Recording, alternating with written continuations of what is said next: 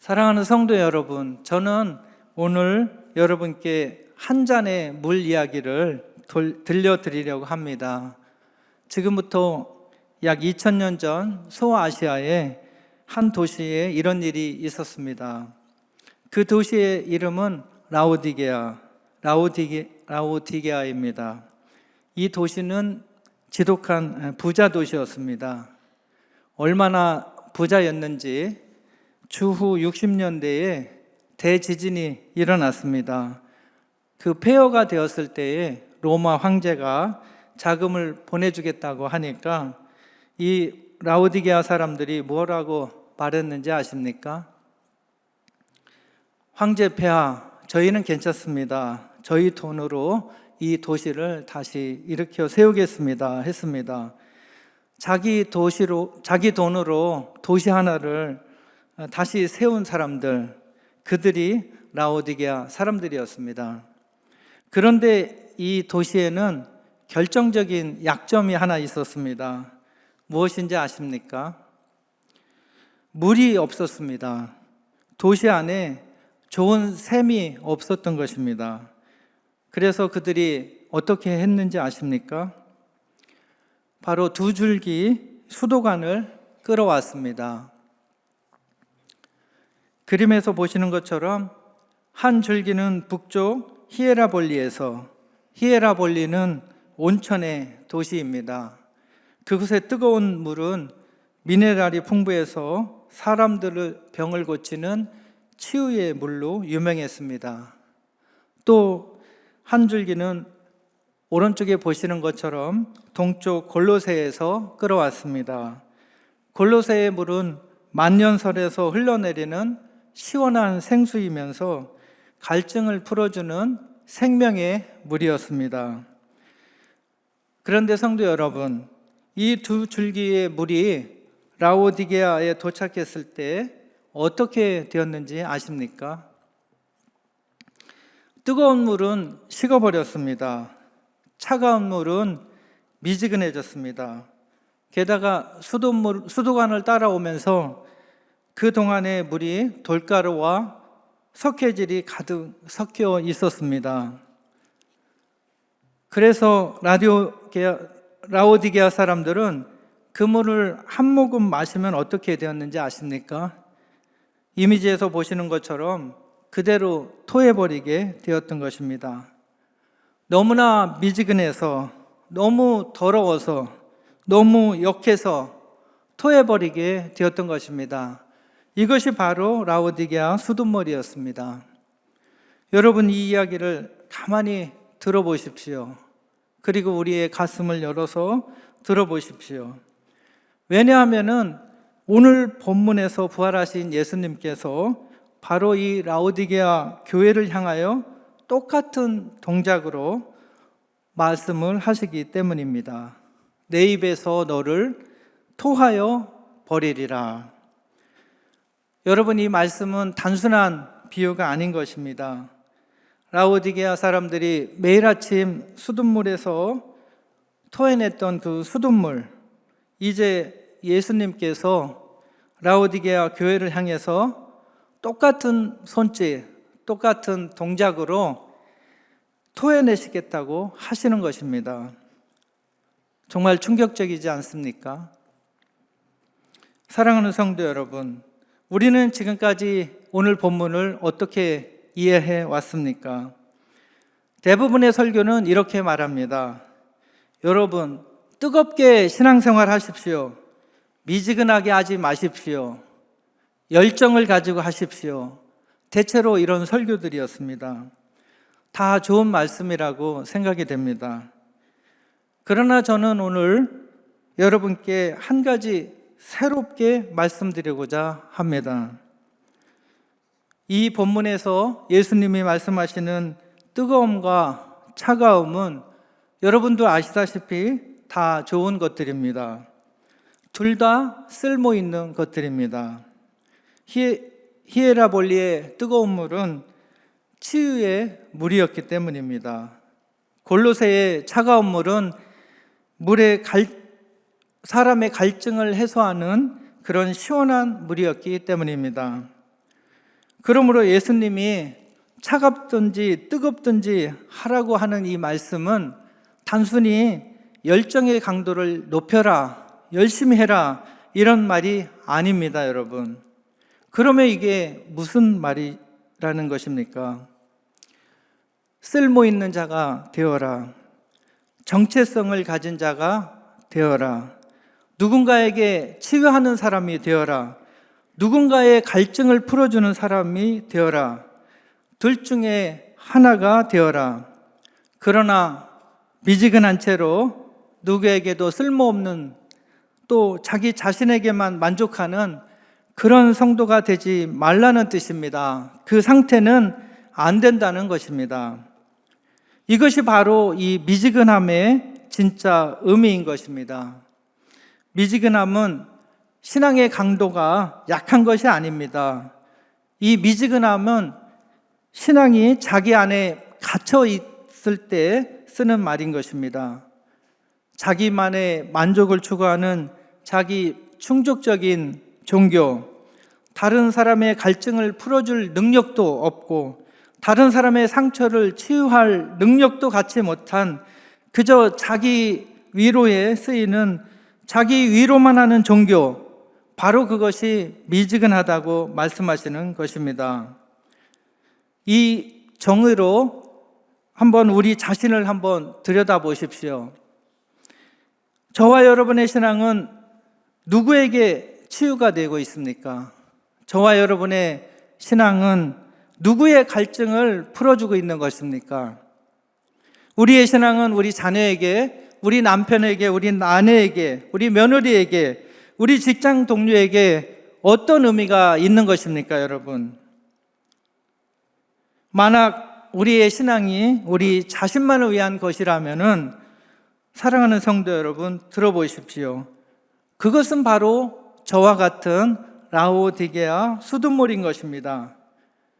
주님이 입에 한 모금 머무셨다가 금방 도로 뱉어내실 그 미지근한 물, 그 돌가루가 섞여 있는 물, 석회질이 섞여 있는 탁한 물, 주님이 토해내실 탁한 신앙인 것입니다, 여러분. 이제 본문의 두 번째 장면을 보시겠습니다. 바로 17절입니다. 내가 말하기를 나는 부자라 부유하여 부족한 것이 없다 하나 내 공고한 것과 가련한 것과 가난한 것과 눈먼 것과 벌거벗은 것을 알지 못하는 도다 라고 말씀하십니다. 이 한 구절 안에 두 개의 거울이 있습니다, 여러분. 하나는 라오디게아가 자기를 보는 거울입니다. 나는 부자다, 나는 부유하다, 나는 부족한 것이 없다 라고는 저런 거울 하나며, 또 하나는 예수님이 보시는 거울입니다. 저 중앙에 오른쪽에 비친 이미지처럼 너는 곤고하다, 너는 가련하다, 너는 가난하다, 너는 눈 멀었다, 너는 벌거벗었다 라는 거울입니다, 여러분. 같은 사람을 두고 두 개의 진단서가 있는 것입니다.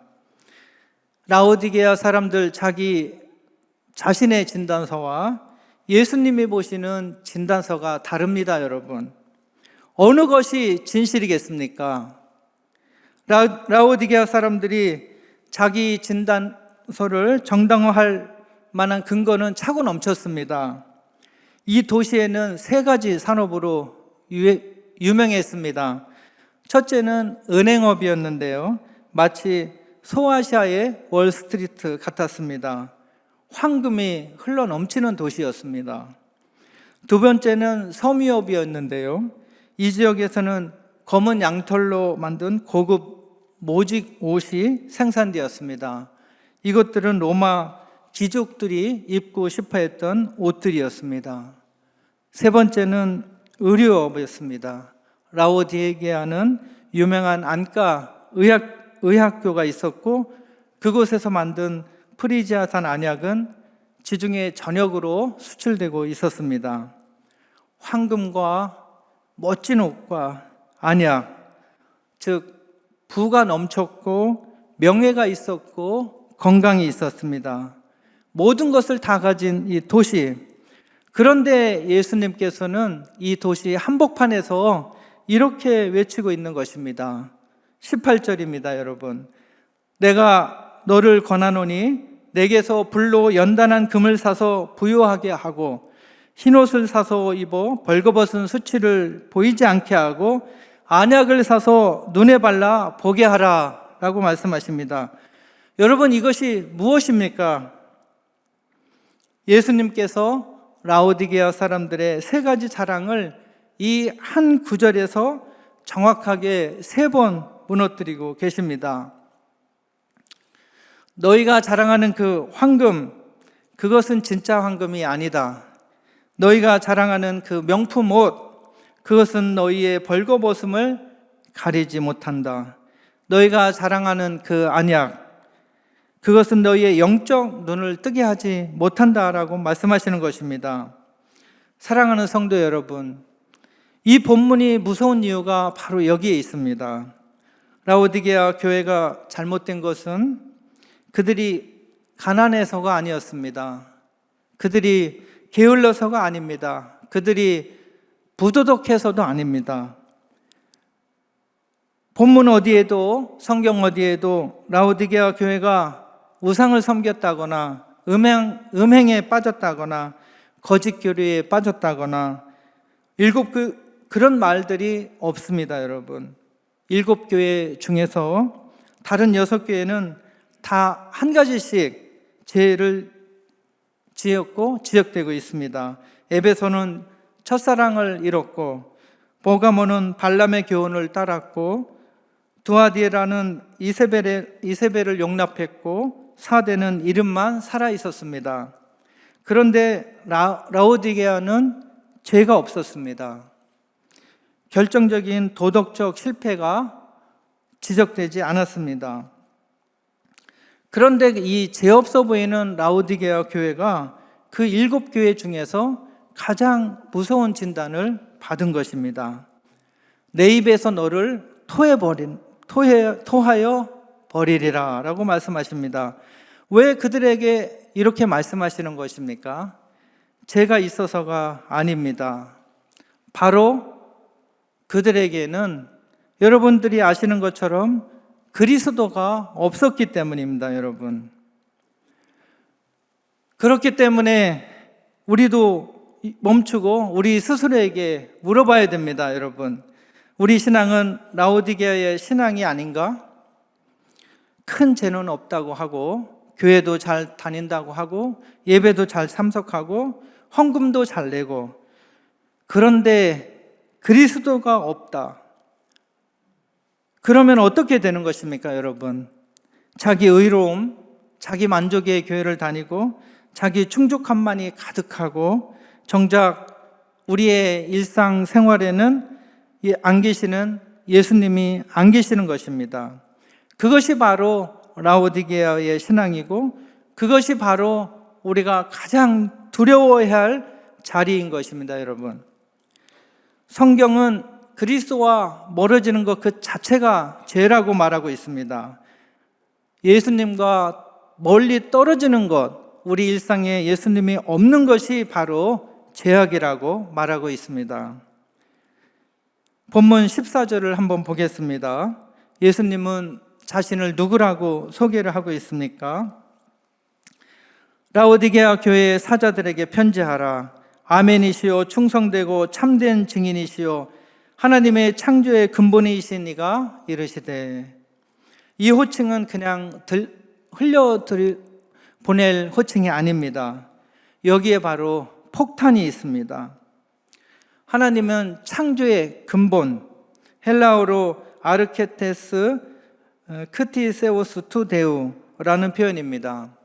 이 하나님의 창조의 근본이라는 표현은 우리가 어디서 많이 들어본 표현이 아닙니까?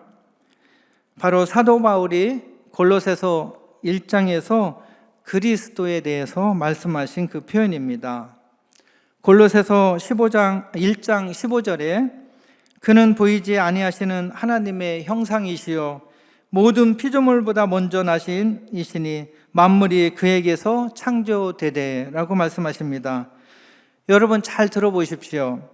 골로새와 라오디게아는 자매 도시였습니다.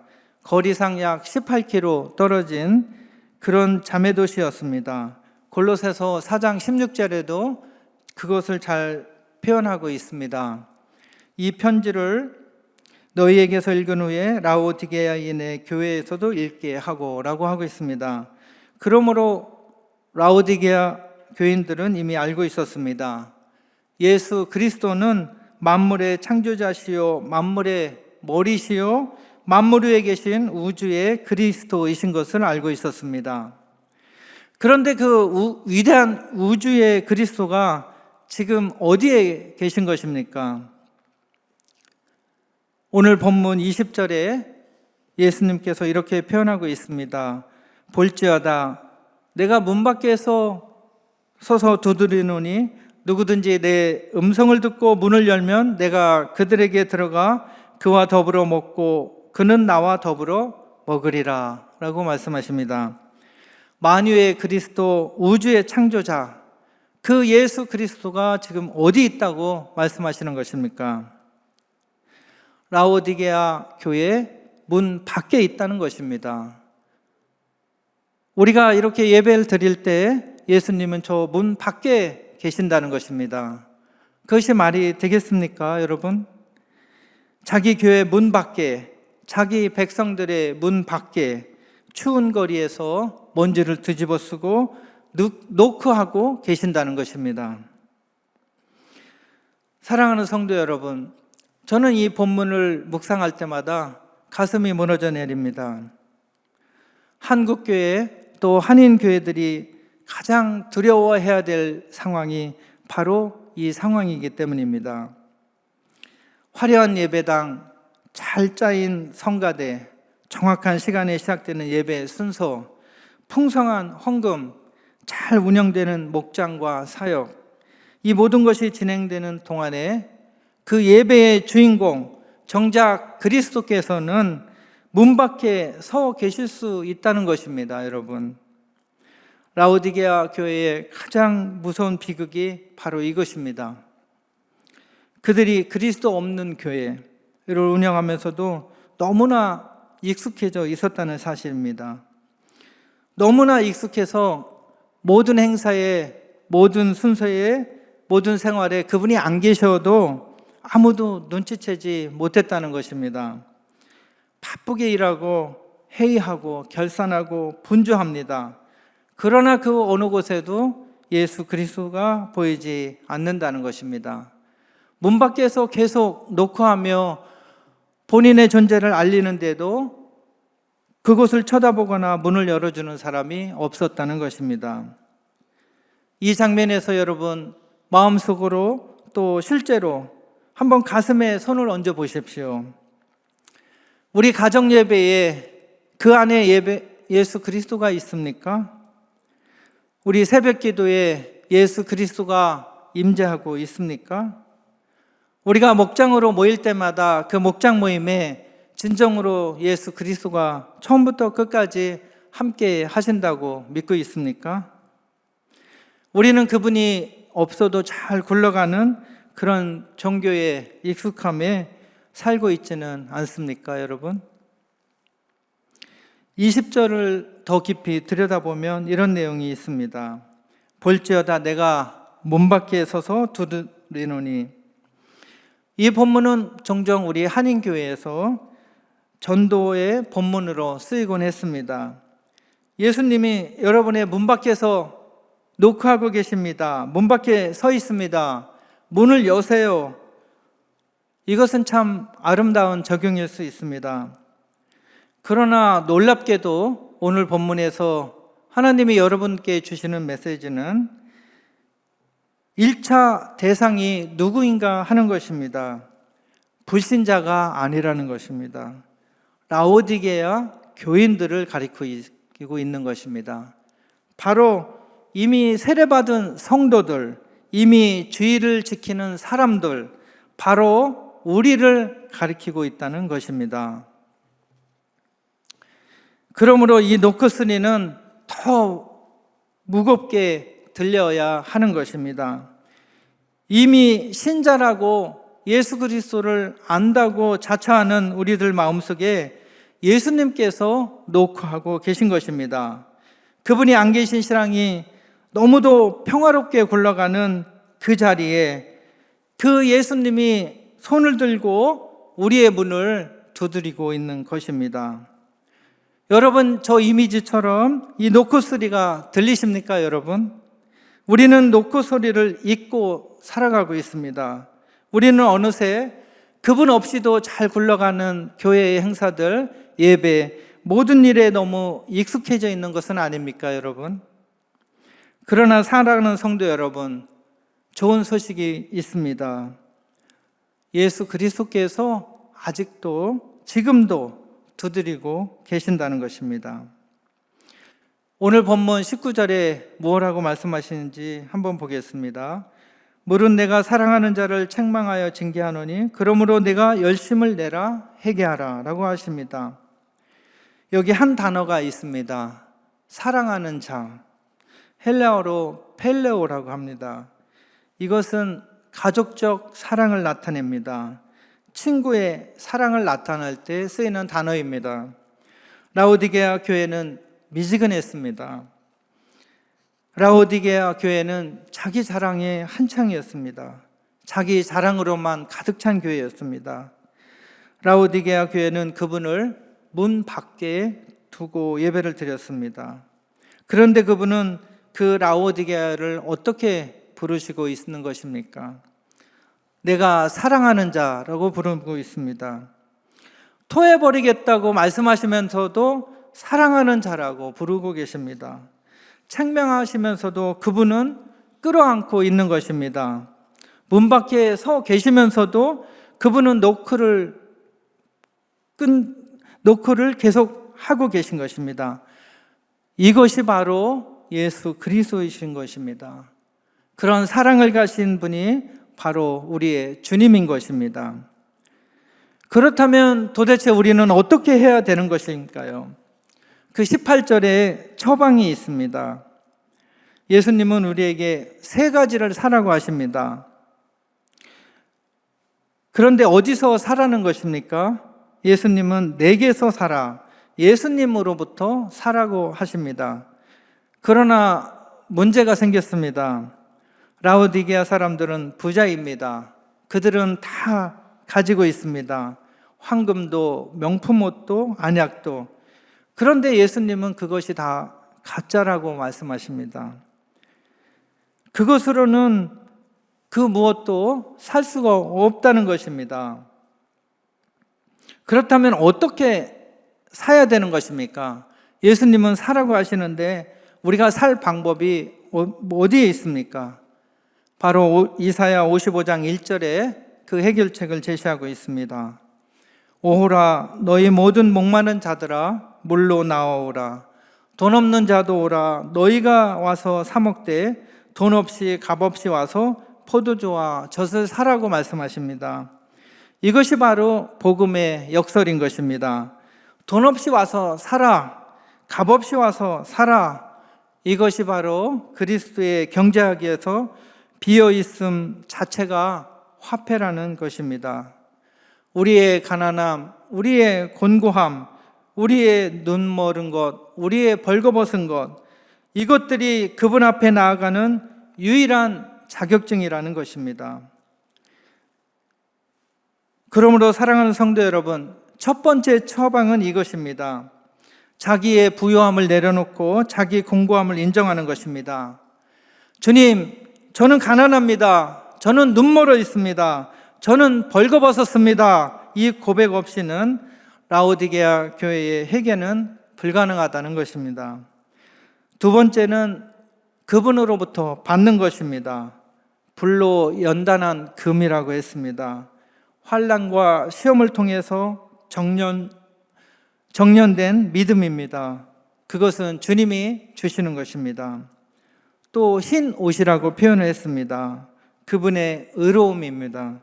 그분이 입혀주시는 것입니다. 또 안약이라고 했습니다. 이것은 바로 성령의 조명인 것입니다. 그분이 발라주시는 것입니다. 우리가 만드는 것이 아니라 주님이 주시는 것입니다. 세 번째 처방은 가장 결정적입니다. 바로 20절에 이렇게 말씀하고 계십니다. 누구든지 내 음성을 듣고 문을 열면 내가 그에게로 들어가 그와 더불어 먹고 그는 나와 더불어 먹으리라 라고 하십니다. 여러분, 문을 여는 것입니다. 여러분, 그분이 들어오시게 하는 것입니다. 그리고 그분과 함께 식탁에 앉는 것입니다. 여러분, 이 식탁의 그림이 얼마나 깊은지 아십니까? 여기 사용된 헬라어 데이프네오는 단순한 식사를 말하는 것이 아닙니다. 그날의 가장 중요한 저녁 식사, 가장 친밀한 식탁입니다. 가족들이 둘러앉은 식탁입니다. 친구가 마음을 나누는 식탁입니다. 라오디게아 교회 사람들은 저 식탁을 잃어버렸습니다. 어쩌면 그들은 매주 성찬을 행하고 빵을 떼고 잔을 들고 의식을 진행하고 그랬을 것입니다. 그러나 그 식탁의 주인은 아직도 문 밖에 서 있게 했습니다. 식사는 있는데 그분이 없었던 것입니다. 사랑하는 성도 여러분, 우리 한인교회, 한국교회 모든 예배, 모든 모임, 모든 사역이 그 핵심 질문이 바로 이것이어야 되는 것입니다. 이 사역을 행할 때, 이 모임을 가질 때, 이 예배를 드릴 때 이 자리에 예수 그리스도가 있느냐 하는 것입니다. 여러분, 프로그램은 진행됩니다. 헌금은 드려집니다. 그러나 그분이 함께 식사하고 계신가?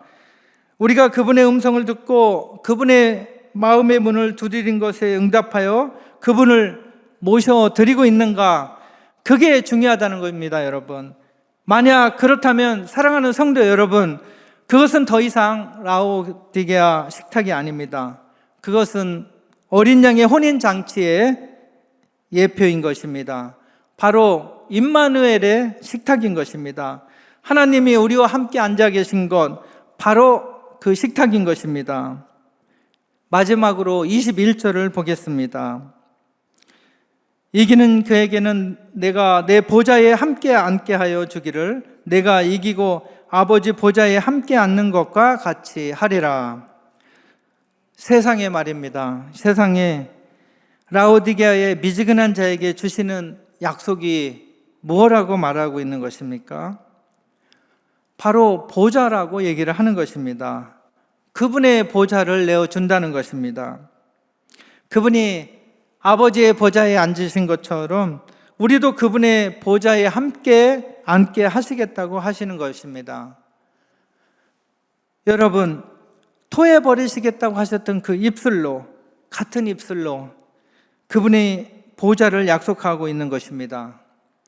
이것이 복음인 것입니다. 이것이 그리스도의 마음인 것입니다. 그러나 사랑하는 성도 여러분, 본문은 한 단어로 시작합니다. 바로 이기는 그에게는. 여기서 이긴다는 것은 무슨 뜻이겠습니까? 본문 안에는 이기는 것은 단 하나입니다. 그 놓고 하는 문을 응답해서 열어주는 것입니다. 자기 부유함을 부인하고 그분의 가난함을 받아들이는 것, 자기 식탁을 비우고 그분과 함께 식사하는 것. 오늘 여러분 마음 한가운데에 예수 그리스도가 녹화하는 소리가 들리지 않습니까, 여러분? 그분의 음성이 들리지 않습니까, 여러분? 저는 오늘 결론을 닫지 않겠습니다. 닫을 수가 없습니다. 왜냐하면 결론은 제가 짓는 것이 아니라 여러분이 결론을 지으시는 것이기 때문입니다. 본문이 우리에게 묻고 있습니다. 내가 문 밖에 서서 두드리노니. 자, 여러분 이제 어떻게 하시겠습니까? 문을 여시겠습니까? 아니면 라오디게아 사람들처럼 자기 만족 속에 계속 머물러 계시겠습니까? 여러분, 예수님과 함께 식사하시겠습니까? 아니면 그분 없이 진행되는 종교 행사에 참석하고 계시겠습니까? 오늘 라오디게아의 수돗물 같은 신앙을 내려놓고 히에라볼리의 치유의 물이 되어서 누군가의 상처를 씻어주는 자가 되시겠습니까? 골로새의 차가운 생수가 되어서 누군가의 갈증을 풀어주는 자가 되시겠습니까, 여러분? 귀 있는 자는 성령이 교회들에게 하시는 말씀을 들을지어다. 문 밖에서 우리 주님께서 지금도 두드리고 계신 것입니다. 들으시기 바랍니다. 일어나시기 바랍니다. 문을 여시기 바랍니다. 그리고 그분을 모셔드리는 저와 여러분이 되시기를 주님의 이름으로 축원합니다. 함께 기도하겠습니다. 사랑이 많으신 우리 아버지 하나님, 오늘도 미지근한 라오디게아와 같던 저희를 향하여 토해버리지 아니하시고 도리어 사랑으로 책망하시며 문 밖에서 두드려 주시는 주님의 음성을 듣게 하시니 감사합니다.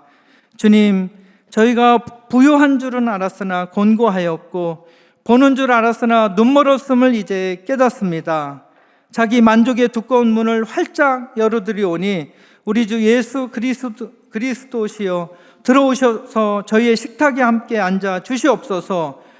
불로 연단한 금과 흰옷과 안약으로 저희를 새롭게 입혀 주시옵소서. 이제 저희를 보내셔서 자기 안에 갇힌 미지근한 물이 아니라 한 영혼의 상처를 씻기는 치유의 물로, 한 사람의 갈증을 풀어주는 생명의 생수로 가정과 일터와 목장 가운데 흘러가게 하여 주시옵소서.